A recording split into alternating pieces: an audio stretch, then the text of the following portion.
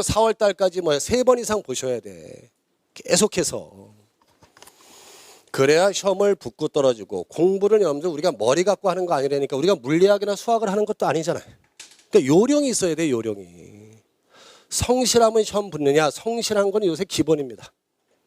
성실한 사람들이 바로 이런 짓 해요. 알고 까먹고 계속 반복. 그래서 짜증난다 2차 포기. 그러다 나중에 1차도 떨어져. 그러고서 이제 집에 가서 떨어지면 그럽니다. 한 문제 차이로 떨어진 거야. 특히나 올해는 문제를 그지같이 냈어. 그래서 또 해. 그리고 한 3년 하면 이제 그 다음에 이제 트렁크 사야 돼. 우리 주부님들. 그리고 공부를 많이 하시면 부담이 커요, 이게 사실은. 부담을 못 이겨서 나중에 실패하는 경우도 많아. 그러니까 제가 생각할 때는 공부하는 방법이 여러 가지가 있겠으나 모아모를 잘 하셔야 된다. 때에 맞는 공부를 하셔야 돼. 3, 4월 달까지는 모아모를 잘 선택해서 선택과 집중 잘 하셔야 돼. 3, 4월 달에는 당장 점수 신경 쓰지 마시고. 그리고 제가 수업 시간에 문제도 풀지 말라고 그러잖아요. 교과서에 있는 문제. 실력이 안 갖춘 상태에서 문제를 풀면 기출문제 답을 갖고 문장을 외워요. 그러면 살짝 바꿔놓으면 또 틀려. 그거 자꾸만 악순환이 반복되는 건데 계속 문제 풀어요. 문제 푸는 거 얼마나 좋아하는데. 여러분들 5, 6월 달, 7, 8월 달, 9월 달, 10월 달 지칠 만큼 문제 많이 풀어. 근데 제가 생각하는 문제풀이는 뭐냐. 주어진 시간에 20분이면 20분, 40분 내에서 몇 문제를 푸느냐. 이거 훈련이 문제풀이야. 그냥 시간을 여유 있게 갖고 문제 푸는 건 뭐야. 그냥 시간 버리는 시간이야. 그리고 실력이 없는 상태에서 사람들 문제를 풀면, 그래서 저는 이게 학원에서 기출문제 해설 특강 할 때도 처음엔 반대했어요. 이게 홍보용이 될진 모르나 실력이 안 갖춘 상태에서 문제를 풀면 고개 운동해요. 자, 해설이 밑에 있으면 위아래, 옆에 있으면 좌우로. 이거 의미 없는 거야. 그래서 요 4가지 파트를 여러분들이 굉장히 중요한데 요 4가지 파트를 뭐 하도록 연습을 하자. 얘 가장 중요해. 뭐? 말하기. 시험장에서 써먹을 게끔 공부를 하기 위해서는 뭐야? 잠깐만 말하기, 강의하듯이 공부를 하셔야 돼. 복습을. 안타까워서 그래요. 성인들이 공부하기 얼마나 힘듭니까? 그래서 이제 공개 강의기도 하고 그러니까 제가 첫째 시간에 이제 잔소리를 한 거예요. 저 이걸로 밥 먹고 산 지 14년째 됐어요. 계약 기간 2년 남았습니다. 2년 후에는 더 안 할 것 같아요. 제가 볼 때는. 아니면 본원 2군데 정도만 하고 제 개인 사업을 해야 되기 때문에 저도 바빠. 그래서 이제 요새 와서 학생들한테 잔소리가 많아요. 이제 끝물 제자들이니까 여러분들도. 그래서 4월 달까지는 여러분들이 다른 방법이 있겠으나 이렇게 4가지 영역을 지금 자꾸만 회피하지 마시고 얘를 자꾸만 뭐 하듯이 준비하시는 게 가장 최선이다. 강의하듯이. 자기가 입으로 떠든 게 가장 오래 기억에 납니다. 자, 그럼 여기까지 이제 잔소리하고 문제를 한번 풀어보실까요? 문제. 잔소리만 하면 안 되잖아 또. 문제. 거기 정답이 있나요? 이 문제를 처음 봅니까? 처음 보는 분이 있고 여기 보니까 한 40%는 작년에도 보신 분이야. 자, 1번부터 한번 보자고요. 우리 부동산 특성에서 부증성이라는 게 나왔어요. 무슨 성? 자, 그럼 공부하신 분들 많으니까 우리가 초보자들도 이거 다 공부한 거잖아요. 자, 자연적 특성에서 부증성 저한테 설명 좀 한번 해보세요. 부증성이라는 건 뭐야? 증가가 안 된다는 얘기잖아. 부증성은 뭐다? 토지는 공급할 수 있다 없다? 없다 그러면 큰일 날 사람이야. 습관이 정확하게 붙어야 돼. 무슨 공급이 안 된다? 물리적 공급이 안 된다. 이 얘기는 토지의 무슨 양은 물리적 양 또는 절대량은 뭐요? 고정되어 있다. 절대량은 증가가 된다 안 된다? 안 된다. 산이 있어요. 들판이 있어요. 이렇게 바다가 있어요. 이 절대적 양을 늘릴 수는 없죠. 근데 인간이 농지임지를 뭘로? 택지로 조성하거나 공유 수면을 매립해서 쓸 수 있어요 없어요? 있어요. 그러면 농지임지를 택지로 조성하거나 공유 수면을 매립했다 해서 물리적 양이 증가한 거야? 물리적 양으로 보면 변화가 없는 거죠. 그래서 이런 공급을 우리는 무슨 공급이라고 그래? 그럼 용도적 공급은 없는 걸 새로 만드는 거야? 있는 걸 바꾸는 거야? 근데 바꿀 때 경제력 가치가 높아지는 쪽 낮아지는 쪽? 그래서 이거를 경제적 공급이라고도 하는 거예요. 그러니까 부증성을 공부할 때 정확하게 말하는 걸 연습해야 돼요. 부증성은 토지 공급된다 안 된다? 그렇죠. 물리적 공급이 되지 않는다가 세 글자로 무슨 성? 부증성. 근데 인간의 노력으로 용도적 공급은 가능하죠. 그런데 여러분들 보세요. 그럼 1번 보자고요. 틀린 거 3번 보실까요? 3번 문장 한번 읽어볼까요? 시작.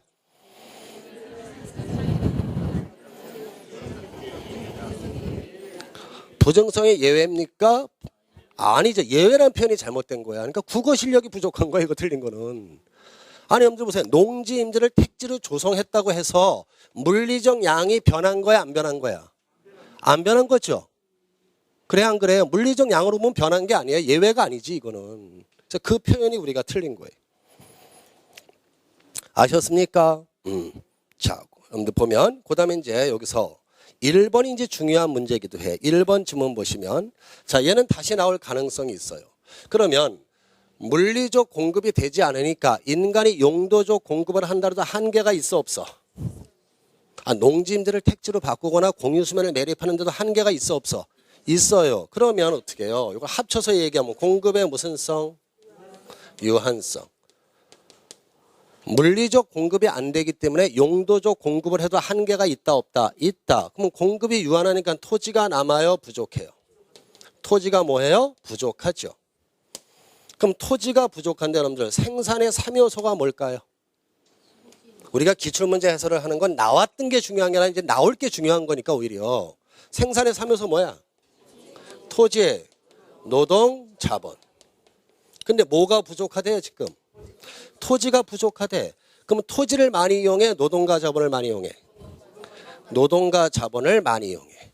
그 얘기는 뭐야? 그림으로 그리면 이렇게 되죠.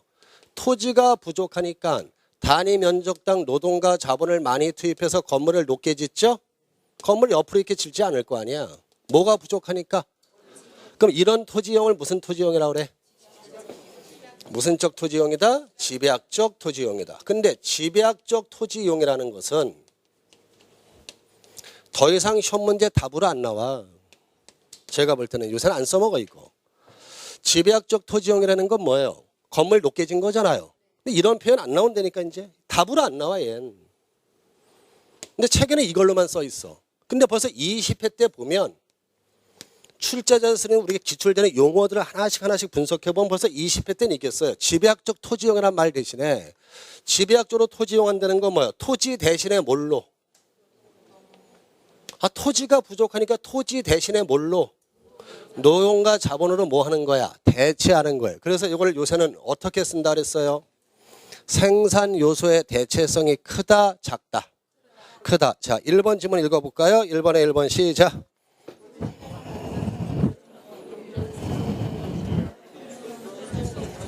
자, 토지 자체의 양을 늘릴 수가 없죠.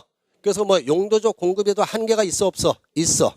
그러니까 토지가 남아 부족해? 부족하니까 무슨 적 토지용을 한다? 지배학적 이용. 근데 이 표현보다는 토지가 부족하니까 무슨 요소의 대체성이? 생산 요소의 대체성이 어떻다? 크다. 그거 하나 표현 써놓으세요. 얘는 다시 답으로 나올 가능성이 높습니다.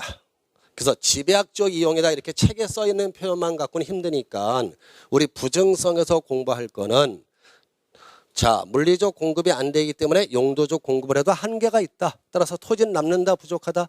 부족하니까 뭐를 많이 이용한다? 노동과 자본을. 그래서 무슨 요소의 대체성이? 생산 요소의 대체성이 크다 작다? 크다. 그거 하나 기억하시자고요. 나머지 지문들은 시간 지나면 다 아는 겁니다. 큰 의미가 없고. 자, 2번 볼까요? 자, 2번은 자 개념에서도 한 문제 나온다 그랬죠. 근데 지금 23회 강의하면서 그랬어요. 개념은 복잡한 거 하나도 안 나와요. 근데 학생들이 개념 공부할 때 가장 웃기게 공부하는 게 뭔지 아세요? 정착물 공부하고 앉아있어요 이거. 정착물 15회 추가 시험 이후로 시험에 안 나와요 이거.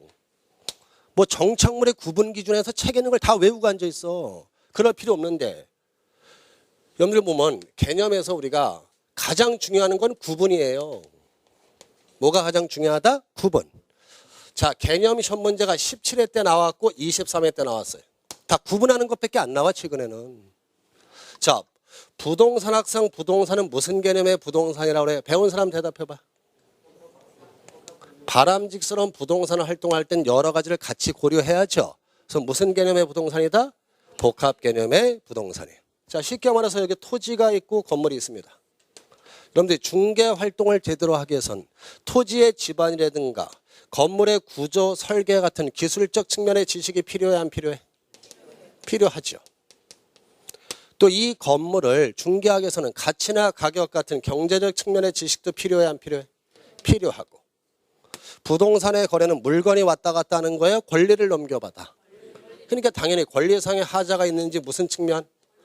법률적 측면의 지식도 필요해 안 필요해? 필요해. 근데 우리 시험 과목이 부동산 학교는 빼고 나머지 다 법과목이죠? 그러니까 이 법률적 측면 깊숙하게 시험 문제 안 나오는 거야. 그러니까 각각의 개념을 구별하는 게 시험 문제예요. 근데 요거를 함께 고려할 때 쓰는 게 바로 무슨 개념이다? 복합 개념이라고 하는데 인간의 기술이라는 건 가지고 있는 걸 극복하는 거죠. 그러니까 물리적 개념이 포함돼요. 자, 물리적 집안 상태에 따라서 토목 건축 기술이 달라지잖아요. 평지에다 집 지을 때, 비탈길에 집 지을 때, 바위 덩어리 위에다 집 지을 때, 모래땅 위에다 집 지을 때 다 달라지죠. 그러면 이제 요거 개념